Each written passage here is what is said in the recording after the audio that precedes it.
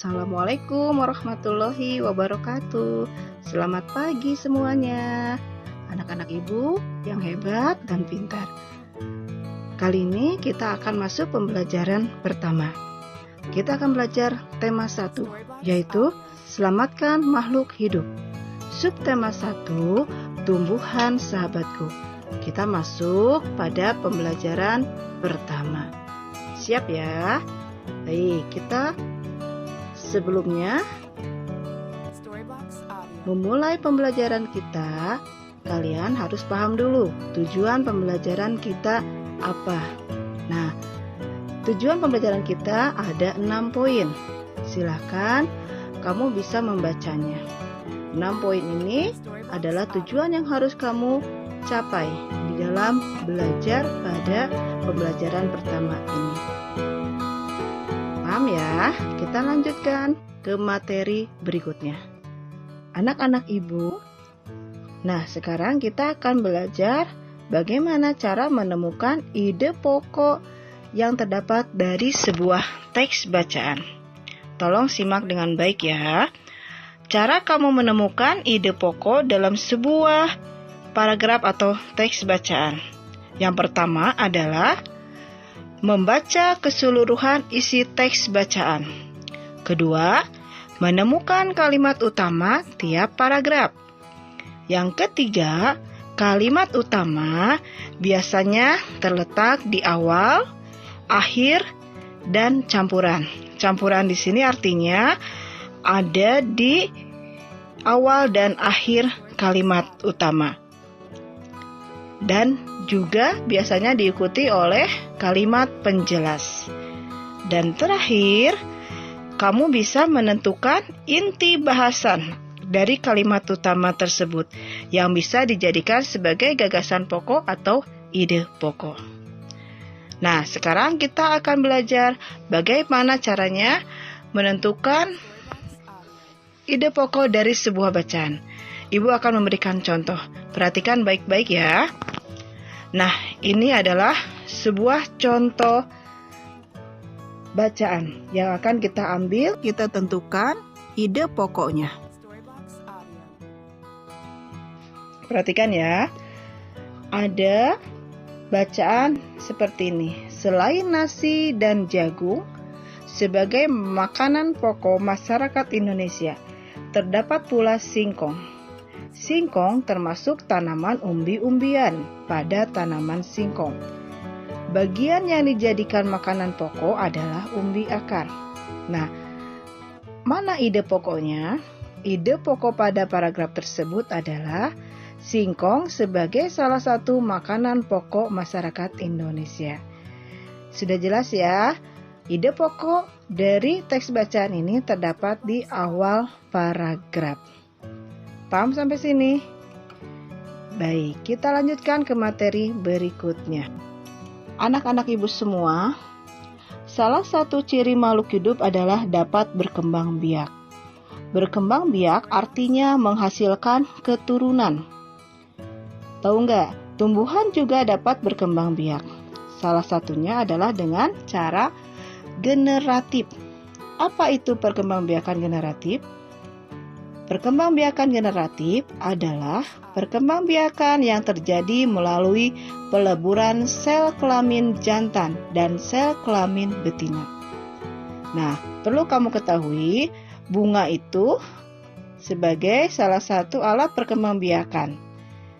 Nah, di sini pada bunga terdapat 2 alat kelamin, yaitu alat kelamin jantan dan alat kelamin betina.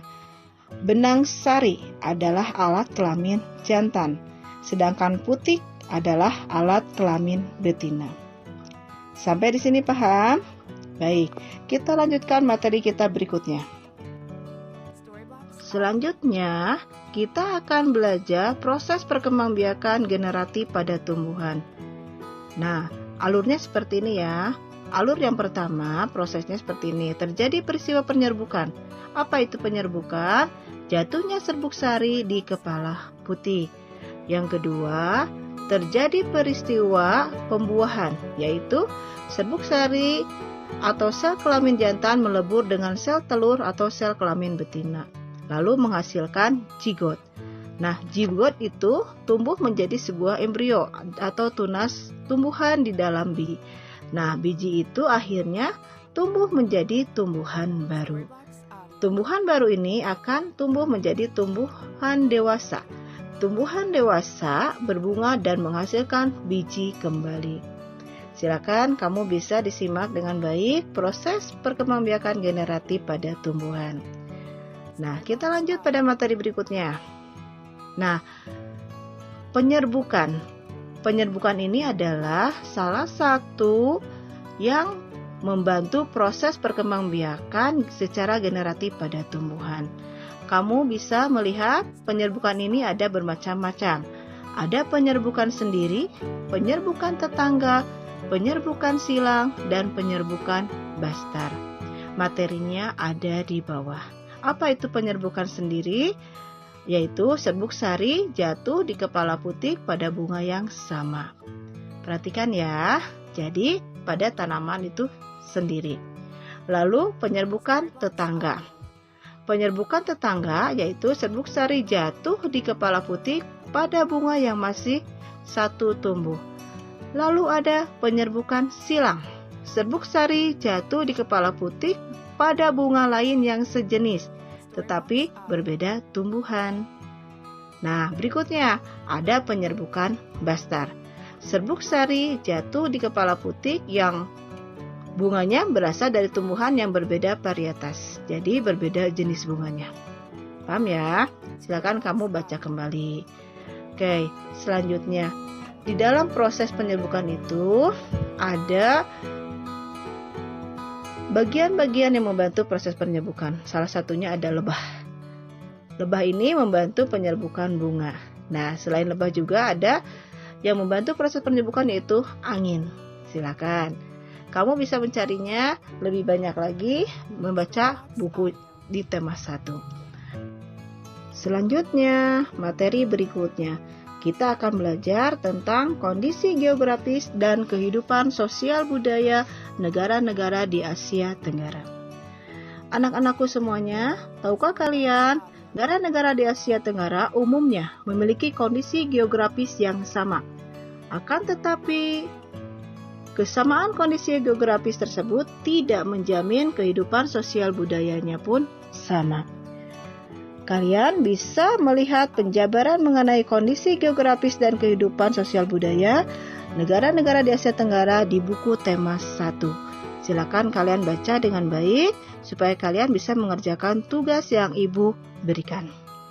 Berikutnya, ini adalah tugas yang harus kamu kerjakan hari ini. Ada 4 tugas. Silakan simak baik-baik tugasnya. Apabila setelah selesai, kalian bisa mengumpulkan via WA Ibu. Terima kasih atas perhatiannya hari ini.